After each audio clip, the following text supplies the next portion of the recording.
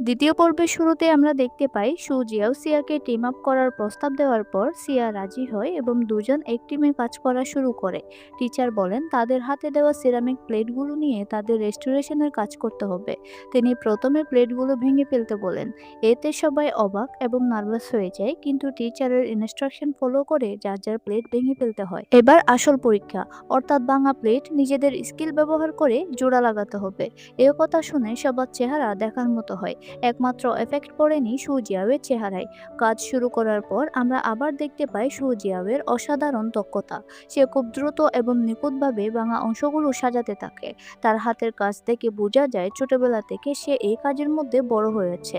সে মনে করে শুধু দক্ষতাই যথেষ্ট, অন্যদের সাহায্য নেওয়ার প্রয়োজন নেই। তাই সিয়া হেল্প লাগবে কিনা জিজ্ঞেস করলে স্পষ্ট না বলে দেয়। এই তেড়া স্বভাবের কারণে মূলত কেউ তার আশেপাশেও আসে না। সময় শেষ হলে টিচার সবার কাজ পরীক্ষা করেন। বেশিরভাগ শিক্ষার্থীর কাজ ভালো হয় না, মানে একটাও কাউন্ট করার মতো না। তবে ও জিন এবং ইউসিনের কাজ মোটামুটি ভালো হয়। তারা তো খুব খুশি। সবার মধ্যে সুজিয়াও এবং সিয়ার কাজ অনেকটা পারফেক্ট বলা চলে। কিন্তু টিচার চেক করে মার্ক দেয় 65। সুজিয়াও জিজ্ঞেস করে অনলি 65? এ প্রশ্নে টিচার তাকে ঝাড়ি দিয়ে বলে, 100 মার্ক পেলে তো তুমি গ্রাজুয়েট হয়ে এতদিনে ডিগ্রি পেয়ে যেতে। টিচারের কথা শুনে সুজিয়াওয়ের চেহারা অনেকটা ইগোতে লাগার মতো হয়েছে। এরপর টিচার আবার দ্বিতীয়বার ভাঙার নির্দেশ দেয়। টিচারের নির্দেশ মেনে সবাই আবার ভেঙে ফেলে। বাট সবাইকে অবাক করে দিয়ে টিচার সবার ভাঙা প্লেট থেকে একটা করে টুকরো রেখে দেয়। এরপর বলেন সবাইকে যার যার প্লেট নিজেদের স্কিল ব্যবহার করে সম্পূর্ণ করতে হবে। তিনি আগামীকাল সবার কাজ দেখবেন। সবাই টেনশনে পড়ে যায়। একটা টুকরো ব্যতীত তারা কিভাবে প্লেট সম্পন্ন করবে। ক্লাস শেষে সুজিয়াও চলে যাওয়ার সময় সিয়া ডেকে জিজ্ঞেস করে, তুমি এখন কোথায় যাচ্ছ?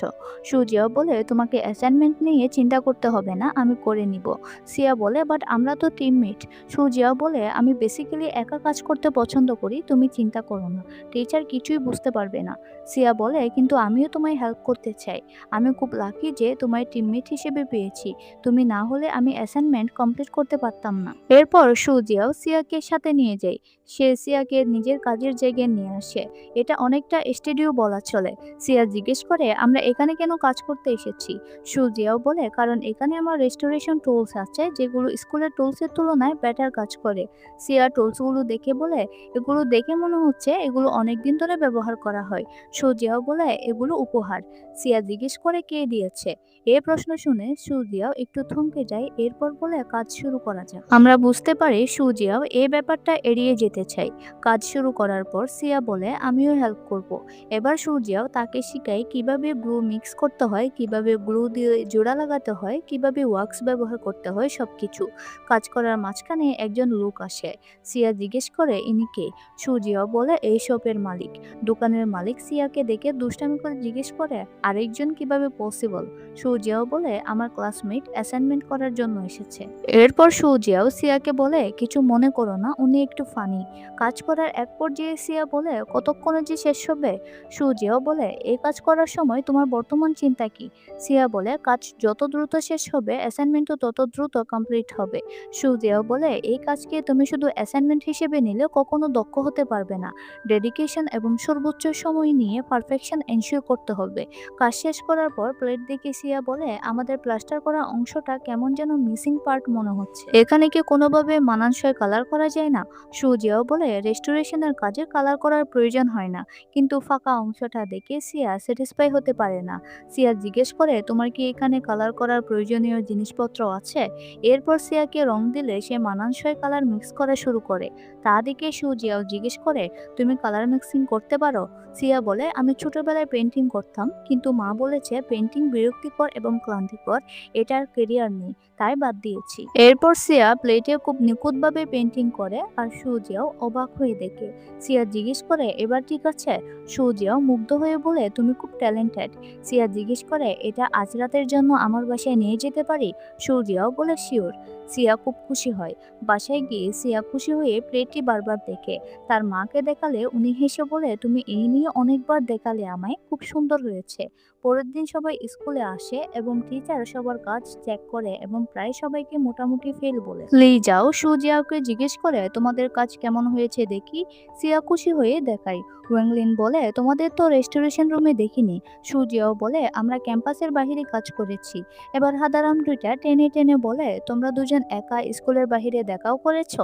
সিয়া দ্রুত বলে, আমরা জাস্ট অ্যাসাইনমেন্টের জন্য গিয়েছি। তারা আবার মজা করলে সিয়া লজ্জা পেয়ে আর কিছুই বলে না।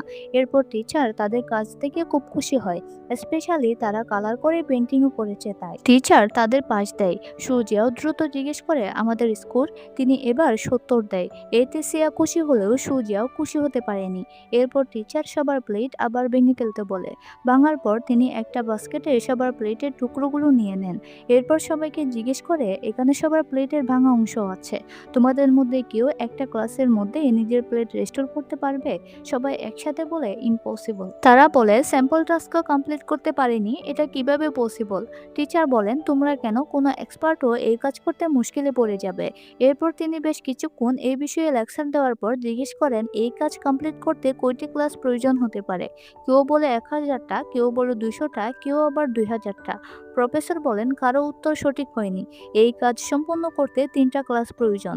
এই কথা শুনে সবাই আরো হতাশ হয়ে যায়। তিনি পরবর্তীতে কিভাবে ক্লাস হবে এবং কিভাবে কাজ করতে হবে সেসব নিয়ে কথা বলেন। শুরু থেকে শেষ পর্যন্ত সুজিয়াও একটা কথাও বলেনি, শুধু শুনেছে। ক্লাস শেষ হওয়ার পর সিয়া বাস্কেট থেকে স্মেল শুকে শুকে কিছু টুকরো বেগে নেয়, এতে আঙ্গুলে একটু ব্যথাও পায়। এইসব সুজিয়াও খেয়াল করে। বাহিরে আসার পর সুজিয়াও সিয়াকে একটা ওয়ান টাইম ব্যান্ডেজ দেয়। এরপর জিজ্ঞেস করে, একটু আগে তুমি ওটা কি করেছো? সিয়া থেমে থেমে বলে, যেহেতু সব একসাথে কালেক্ট করা পসিবল নয় তাই। সিয়া থেমে যায়। সুজিয়াও জিজ্ঞেস করে, তুমি কাজটা করতে পারবে? সিয়া আবার নার্ভাস হয়ে যায়। সুজিয়াও বলে, আমরা স্ন্যাপ সেটে অ্যাড হই। সিয়াও হেজিটেশন কাটিয়ে স্ন্যাপ আদান প্রদান করে। এরপর সুজিয়াও চলে যায়। রাতে সিয়া সুজিয়াওকে ব্যান্ডেজের জন্য ধন্যবাদ জানিয়ে মেসেজ করে। সুজিয়াও রিপ্লাই করে, ওয়েলকাম অ্যান্ড গুড নাইট। সিয়াও গুড নাইট জানায়, মানে এই হিরো লাইক এ রোবট। সিয়া সুজিয়াওয়ের আইডি ভিজিট করে দেখে সেখানে কোনো মোমেন্ট সে শেয়ার করেনি, একদম ফাঁকা। এরপর তার নিজের অ্যালবামের কথা মাথায় আসে। বেচারি লজ্জায় দ্রুত নিজের অ্যালবাম চেক করে, সেখানে সব নিজের ফানি ফটো। কিন্তু ততক্ষণে অনেক দেরি হয়ে গিয়েছে, অর্থাৎ সব সিন হয়ে গিয়েছে। এরপর ওয়াংলিন গ্রুপে মেসেজ দেয়, ফ্রাইডে স্কুল থেকে একটা গ্যাদার অ্যারেঞ্জ করা হচ্ছে, সবাই মিলে মিউজিয়ামে যাবে। সেদিন সবাই সকাল 8টায় স্কুল গেটে একজুট হবে। পরের দিন সকালে সবাই মিউজিয়ামের উদ্দেশ্যে বের হয়। মিউজিয়ামের ডিরেক্টর সবাইকে সুন্দরভাবে ওয়েলকাম জানায় এবং মিউজিয়ামে কি কি সংরক্ষিত আছে সবকিছুর একটা ব্রিফিং দেয়। এরপর সবাই ভিতরে যায়। বরাবরের মতোই ভিতরের সব ডিসপ্লে অসাধারণ। ওয়াংলিন ভিতরে গিয়ে একটা সিরামিক পট নিয়ে প্রশ্ন করে। সুজিয়াও খুব সুন্দর করে উত্তর দিয়ে দেয়। ডিরেক্টর খুশি হয়ে সুজিয়াওকে অ্যাপ্রিসিয়েট করে। এরপর সবাইকে ফ্রিলি যার যার মতো করে মিউজিয়াম ঘুরে দেখতে বলা হয়। সবাই নিজেদের মতো দেখতে থাকে। ইউসিন একটা ডিসপ্লে দেখে সেটা কি বুঝতে পারে না। তখন একজন রিপ্রেজেন্টেটিভ এগিয়ে এসে সুন্দরভাবে বুঝিয়ে দেয়। ইউসিন জিজ্ঞেস করে, আপনি এইসব এত ভালো কিভাবে জানেন? ছেলেটি হেসে বলে, এটা আমার ফিল্ড। এরপর ইউসিনকে অন্যরা ছবি তোলার জন্য ডাকে। ছেলেটি তার দিকে তাকিয়ে থাকে। এদিকে সিয়া একা একা উপরের দিকে চলে আসে। সে ওয়াল কিভাবে ডিজাইন করা হয়েছে সেসবও দেখে নিচ্ছে। হাত দেওয়ার পর সাউন্ড শুনে বোঝা যাচ্ছে কোনো স্পেশাল সিরামিক দিয়ে তৈরি করা হয়েছে। তখন সুজিয়াও এসে জিজ্ঞেস করে, তুমি কি করছো? সিয়া বলে, এই ওয়াল সাউন্ড হচ্ছে। সুজিয়াও জিজ্ঞেস করে, তুমি এই সম্পর্কে জানো না? সিয়া না জানায়। সুজিয়াও বলে, এই মিউজিয়াম তৈরি করা হয়েছে গলিত কাজকে কাস্টমাইজ করে, তাই তুমি হাত দিয়ে জেন্টালি ট্যাপ করলে সুন্দর শব্দ সৃষ্টি হবে। সিয়া হেসে বলে, তার মানে পুরো মিউজিয়াম মিউজিক্যাল ইনস্ট্রুমেন্টের মতো। সিয়া হাত দিয়ে বিভিন্ন সাউন্ড বানানোর চেষ্টা করে। সুজিয়াও তার দিকে তাকিয়ে থাকে। সে সিয়াকে জিজ্ঞেস করে, তোমার আজকে সময় হবে? তারপর সিয়া সুজিয়াও এর কাজের জায়গায় আসে। সুজিয়া বলে, আমি তোমার জন্য কিছু বানিয়েছি। এরপর সে অবিকল আগেরটার মতো একটা সাদা প্লেট এনে দেয়।